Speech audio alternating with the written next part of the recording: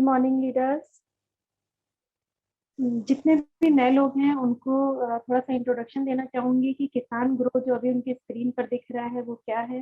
किसान grow basically win finish जो अपने एग्रीकल्चर के प्रोडक्ट्स की जो भी रेंज लेके आए हैं उसके पूरे सेक्शन को हम किसान ग्रो के नाम से जानते हैं। ठीक है, इन शॉर्ट एक बात और बताऊंगी कि एग्रीकल्चर प्रोडक्ट्स की रिक्वायरमेंट इसलिए है आप लोगों को।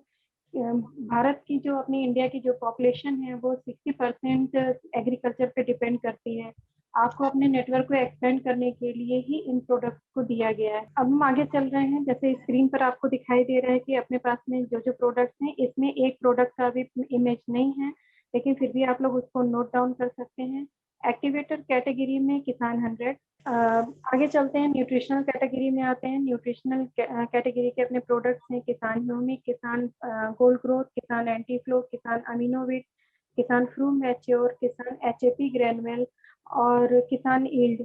इसमें एक चीज और भी मैं बताना चाहूंगी, जो किसान एचएपी ग्रेनुअल है उसको आप शॉर्ट फॉर्म में फर्टिलाइजर कैटेगरी में रख सकते हैं कि अगर कोई किसान भाई आपसे पूछते हैं कि कोई भी हमें फर्टिलाइजर दे दो, कोई उर्वरक दे दो, तो उसको आप इजीली आप किसान एचएपी ग्रेनुअल, किसान ईल्ड और किसान ह्यूमिक आप बता सकते हैं।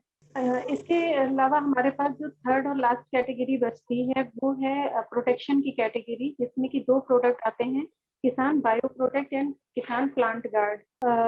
ओके, अब जैसे आज आप लोग सभी लोग नोन है कि आज का जो हमारा टॉपिक है शुगर केन, तो शुगर केन के बारे में हम कुछ बेसिक से इंफॉर्मेशन हैं जिन्हें हमको जानना जरूरी होता है किसी भी प्रोडक्ट को सजेस्ट करने से पहले। ठीक है, इंडिया कंट्री जो है वो पूरे विश्व में, पूरे वर्ल्ड में अगर मैं बोलूँ तो कि ब्राजील कंट्री के बाद में इंडिया दूसरा ऐसा कंट्री है जो शुगर केन का सबसे ज्यादा प्रोडक्शन करता है। जैसे मैंने अपने एक ट्रेनिंग सेशन में आप सभी लोगों को बताया कि क्रॉप्स कितने तरह की होती हैं, तो जैसे उसमें एक कैटेगरी आई थी कि कैश क्रॉप। तो कैश क्रॉप में शुगर केन सबसे मेजर क्रॉप है।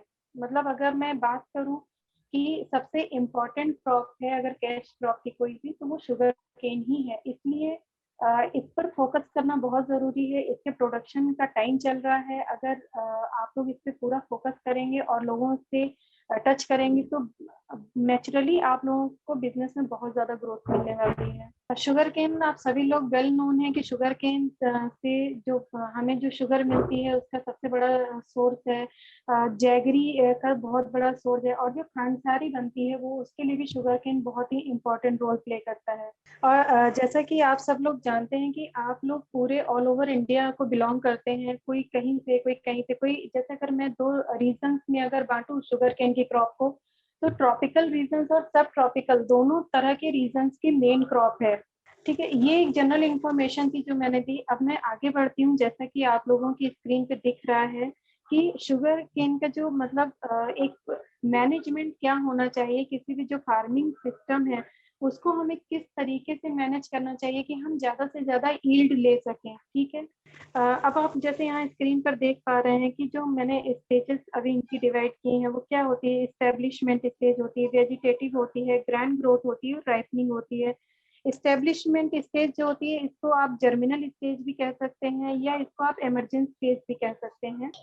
अभी जो वेजिटेटिव स्टेज जो आपको दिख रही है इसको आप टिलरिंग या स्टेम इलोंगेशन का भी स्टेज बोल सकते हैं, जहाँ से शुगर केन के स्टेम्स डेवलप होने स्टार्ट हो जाते हैं। ओके, और ग्रैंड ग्रोथ स्टेज ये है कि जब स्टेम्स की संख्या बढ़ने लगती है। राइपनिंग उसको बोलते हैं जहाँ से पौधा पूरी तरह से मतलब शुगर केन मैच्योरिटी स्टेज में कन्वर्ट होनी चालू हो जाती है। अब हम आगे बढ़ते हैं कि ये जो स्टेजेस थी इनमें हमें किस किस टाइम पे कौन कौन से मैनेजमेंट करने चाहिए और अपने जो किसान ग्रो के जितने भी प्रोडक्ट्स हैं उनको कहाँ कहाँ पर कैसे यूज करना है इसके बारे में जानते हैं। सबसे पहले आपको जब आप बीजों मतलब ये जो सेट्स होते हैं, शुगर केन के जो सेट्स होते हैं उनको जब हम जमीन में लगाते हैं जर्मिनेशन करने के लिए, ठीक है, रीप्लांटिंग से पहले, तो जब उनको हम डीप इनसाइड उनको हम डालते हैं तो उस टाइम पे जो हमें ऊपर से मिट्टी डालनी होती है उसमें हमको किसान ईल्ड को मिक्स करके डालना है। किसान ईल्ड के डोजेस आपको रखने हैं 1 एकड़ में। जब 1 एकड़ का एरिया है तो उसमें 300 ग्राम टू 500 ग्राम तक आपको किसान ईल्ड का यूज करना है।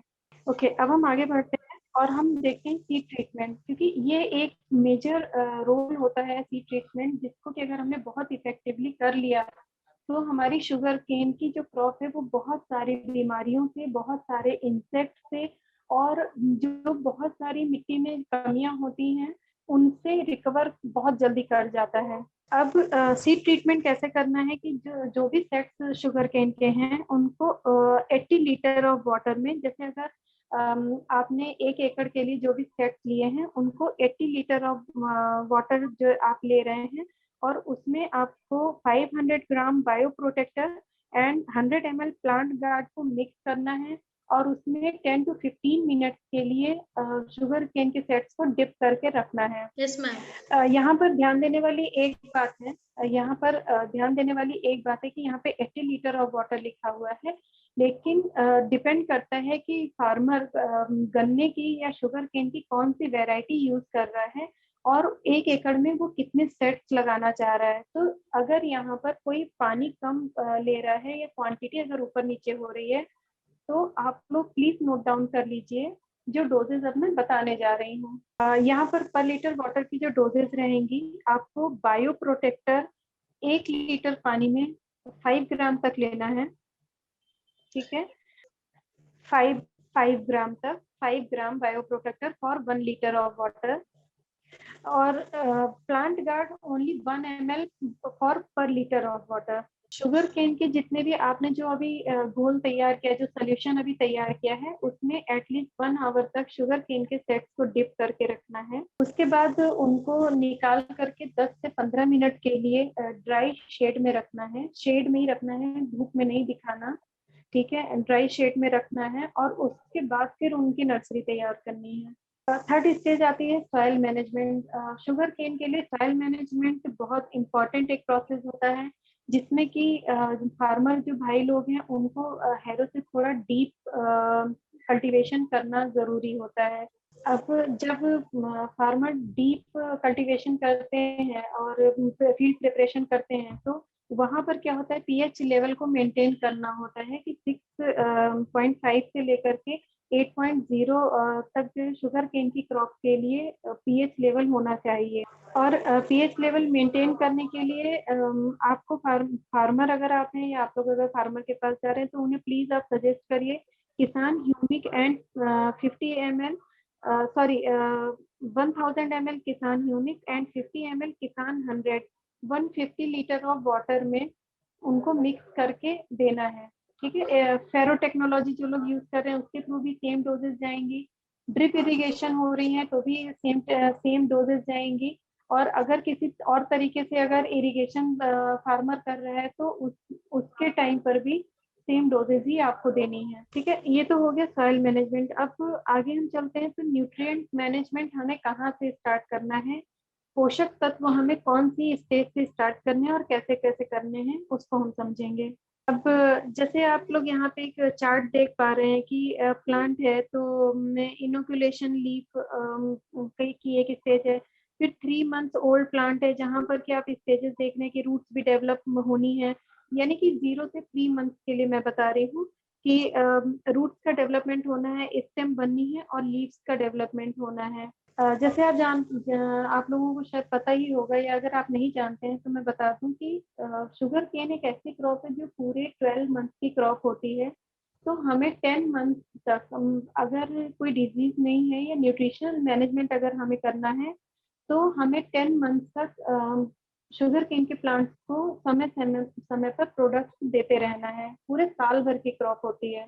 अब हम जैसे देख रहे हैं कि ये सारी स्टेजेस मैंने दिखाए हैं कि 6 मंथ ओल्ड आप पिक्चर से समझ सकते हैं कि प्लांट की हाइट क्या होगी, प्लांट कैसा दिख रहा होगा, या 9 मंथ ओल्ड में प्लांट कैसा दिख रहा होगा। 9 मंथ ओल्ड जब प्लांट होता है तो उसमें सारे बड्स बनने स्टार्ट हो जाते हैं। अब न्यूट्रिएंट मैनेजमेंट जब से स्टार्ट हो रहा है तो आपको कब किस स्टेज पे कौन सा प्रोडक्ट देना है, तो यहाँ पर आप देख सकते हैं कि ऑर्गेनिक मैन्योर्स के साथ में जब 0 से 3 मंथ की क्रॉप होती है तो वहां पर ऑर्गेनिक मैन्योर्स आते हैं, जैसे जिनको कि ऑर्गेनिक कंपोस्ट भी हम बोल सकते हैं, ठीक है, कुछ फर्टिलाइजर्स भी हम बोल सकते हैं, लाइक वर्मी कंपोस्ट है या काउ डंग है, ठीक है, या जैसे कुछ जो शुगर केन से ही निकला हुआ जो वेस्टेज होता है उसको भी हम एज ए कंपोस्ट यूज कर सकते हैं।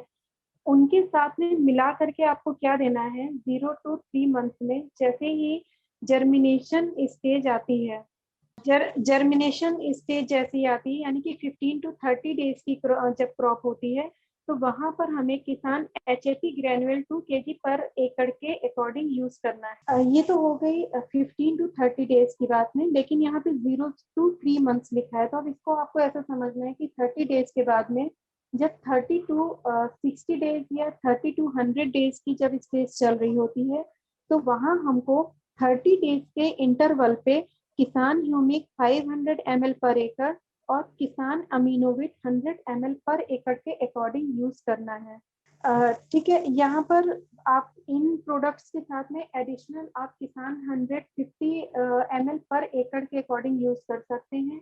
यहाँ पर 1 एकड़ में जो वाटर आपको लेना है या किसान को सजेस्ट करना है वो 150 लीटर वाटर होना चाहिए।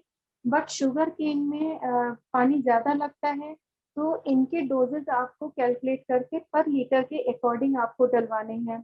यहाँ पर एक छोटा सा टिप देना चाहूंगी कि फार्मर आपसे पूछेगा कि ये प्रोडक्ट मैं क्यों यूज करवाऊं जबकि मैं साथ में यूरिया यूज कर रहा हूँ या DAP यूज कर रहा हूँ, तो आपको क्लियरली उनको बोलना है कि DAP का यूज नहीं करना है, क्योंकि DAP का सब्स्टिट्यूट ही है। अगर कोई फार्मर DAP डालता भी है तो भी वो उसकी मर्जी है, लेकिन किसान HAP ग्रेनुल उसके साथ में अगर देता है तो क्योंकि जो जर्मिनेशन की स्टेज होती है, क्योंकि अभी जर्मिनेशन की स्टेज चल रही है या टिलरिंग की स्टेज चल रही है, तो उस टाइम पे क्या होता है, जड़ों का विकास होना बहुत जरूरी होता है, राइट। तो जड़ों के प्रॉपर विकास के लिए हमको ये प्रोडक्ट देने बहुत जरूरी है।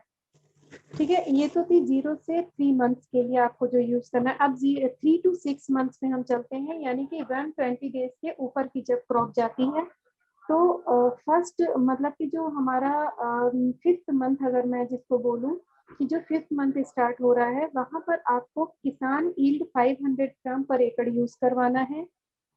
स्टेम इलोंगेशन जो हो रहा है उसको मजबूत बनाने के लिए, मसल्स को मजबूत बनाने के लिए, मिट्टी के ग्रेनुअल्स को मेंटेन करने के लिए। अब देख हमारे स्टेम्स डेवलप होने शुरू हो गई हैं, ग्रोथ फेज स्टार्ट हो गई है, तो उस दौरान क्या होता है कि जैसे ह्यूमन बॉडी की मसल्स होती है, उनको मेंटेन करने के लिए कुछ ग्रोथ हार्मोन्स की जरूरत होती है। उसी तरह से अपने पास जो 2 ग्रोथ हार्मोन्स हैं, एक किसान गोल्ड ग्रोथ और किसान अमीनोविट, आपको इनका यूज भी करवाना है एवरी 35 to 40 डेज के इंटरवल पे। 35 to 40 डेज के इंटरवल पे ये दोनों प्रोडक्ट यूज करवाने हैं। गोल्ड ग्रोथ 500 ml पर एकड़ एंड अमीनोविट 100 ml पर एकड़। Yes madam. ठीक है, इन कॉम्बिनेशन के साथ में आपको मतलब कि समय समय पर किसान 100 जो अपना एक बहुत ही इफेक्टिव प्रोडक्ट है, जो सारे एंजाइम्स को एक्टिवेट करने के काम आता है, चाहे वो मिट्टी का हो चाहे वो किसी प्रोडक्ट का हो, तो साथ साथ में किसान 100 को हर प्रोडक्ट के साथ में मिक्स करके देना है जब जब भी आप प्रोडक्ट का यूज करवा रहे हैं। किसान 100 के वही डोज है 50 ml पर एकड़, माने कि 5 ml पर 15 लीटर ऑफ वाटर। ठीक है, और अभी भी क्योंकि ये जो स्टेज होती है ये सबसे लंबी स्टेज होती है, जहाँ पे ग्रोथ फेज जिसको हम बोलते हैं, उसके बाद जो हमारी राइपनिंग स्टेज स्टार्ट होती है कि 200 डेज से 365 डेज के लिए, तो वहां पर भी सेम प्रोडक्ट की रिपीट करना है, सेम डोजेज और सेम ड्यूरेशन पे। तो अब हम आते हैं, जो हमारी लास्ट एक मैनेजमेंट बचता है वो है डिजीज मैनेजमेंट। कि ठीक है, हम जो बीमारियां आती हैं उनको हम यहाँ से समझेंगे कि कौन कौन सी बीमारियां शुगर केन में आती हैं और उनका ट्रीटमेंट हमारे पास क्या क्या है। ठीक है, यहाँ पर जैसे आप इमेजेस से समझ सकते हैं कि रेड रॉट प्रॉब्लम की क्या होती है। ठीक है, जैसे शुगर केन में रेड कलर स्टेम्स में आना चालू हो जाता है या लाइट पिंक कलर आना स्टार्ट हो जाता है। विल्ट की प्रॉब्लम होती है, ग्रेसी शूट की प्रॉब्लम होती है कि जहाँ पे मतलब घास फूस जैसा कुछ दिखने लग जाता है, शुगर केन पूरी तरह से डेवलप नहीं हो पाता। ठीक है, स्मट की प्रॉब्लम आती है जहाँ पर जो लीफ है वो काली पड़ के सूखने लग जाती हैं। इसके अलावा कुछ और प्रॉब्लम भी डिजीजेज आती हैं, जैसे लीफ स्केल्ड है, रेड स्ट्राइप है, आप यहाँ से देख सकते हैं ये प्रॉब्लम दिखने में कैसी लगती है। कुछ मोजेक डिजीजेस होती हैं। ठीक है, ये एक डिजीज पे कैटेगरी है जिसमें क्लोरोटिक फेज आते हैं, आप देख सकते हैं कि बीच से जो स्टेम डेवलपमेंट है वहाँ पे ही जो है जो न्यू लीफ आ रही है वो वहाँ से सड़नी चालू हो जाती है, मतलब कि उनका डैमेज चालू हो जाता है। ठीक है, ये आप यहाँ पे इमेज पे समझ सकते हैं। अभी टॉप रॉट फेज आती है कि जो टॉप में शुगर केन है उसमें एक रॉटिंग की प्रॉब्लम आ जाती है।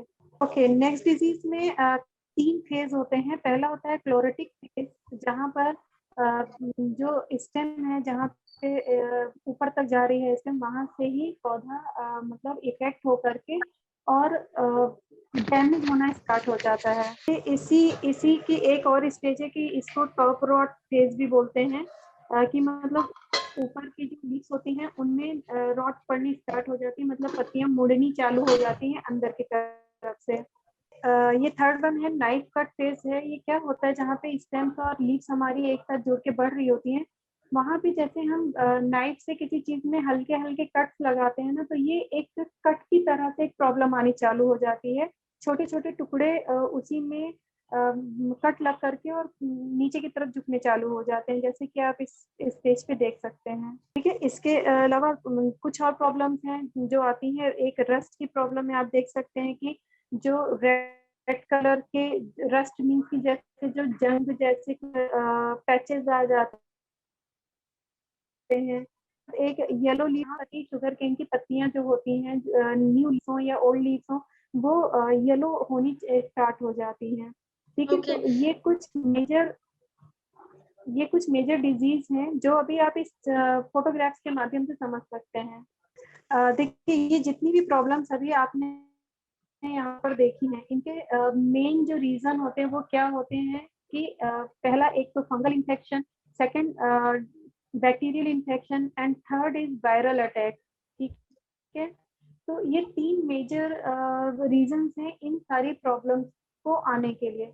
देखिए, अब अपने पास इन सारे डिजीज को कंट्रोल करने के लिए 2 प्रोडक्ट्स हैं जो कि बहुत ही इफेक्टिव प्रोडक्ट्स हैं, और अगर आप इनको प्रिवेंटिव और क्यूरेटिव दोनों तरह से यूज कर सकते हैं, बट मैं सजेस्ट करूंगी कि आप इनको प्रिवेंटिव ही यूज करिए, मतलब कि बीमारी आए ही ना उसके पहले से इनको यूज करना चालू करिए।